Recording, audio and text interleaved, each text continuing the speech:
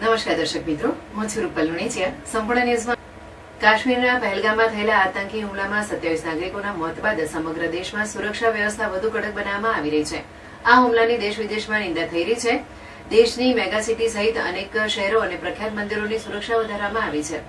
ગુજરાતના સુપ્રસિદ્ધ યાત્રાધામ અંબાજી મંદિરમાં આજે પાલનપુર એસઓજી ટીમ, સ્થાનિક પોલીસ અને ડોગ સ્ક્વોડ દ્વારા સઘન સુરક્ષા ચેકિંગ હાથ ધરવામાં આવ્યું હતું.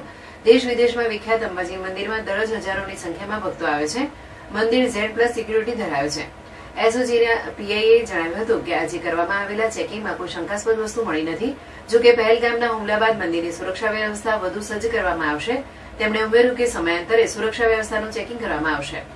એસઓજી પીઆઈ HP ધાંધલિયા દ્વારા જણાવવામાં આવ્યું છે કે વર્તમાનમાં જે કાશ્મીરમાં પહેલગામમાં આતંકી હુમલો થયો છે તે ખૂબ જ દુઃખદ છે. આ ઘટનામાં 27 પર્યટકોના મોત નિપજ્યા છે. હાલમાં ગૃહમંત્રીના માર્ગદર્શન હેઠળ ડીજીપી, આઈજી અને એસપી સરની સૂચનાથી આજરોજ SOG, Ambaji police, dog squad, BDDS દ્વારા સઘન સુરક્ષાની કામગીરી અંબાજી મંદિરમાં હાથ ધરાઈ છે. HP Dhandhaliya SOG PI Ambaji, HP Dhandhaliya SOG PI અંબાજીમાં સોમવારે સમયાંતરે ચેકિંગ કરાશે. અંબાજી મંદિર વિશ્વવિખ્યાત છે અને દેશભરમાં મોટી સંખ્યામાં ભક્તો અંબાજી મંદિરમાં આવે છે.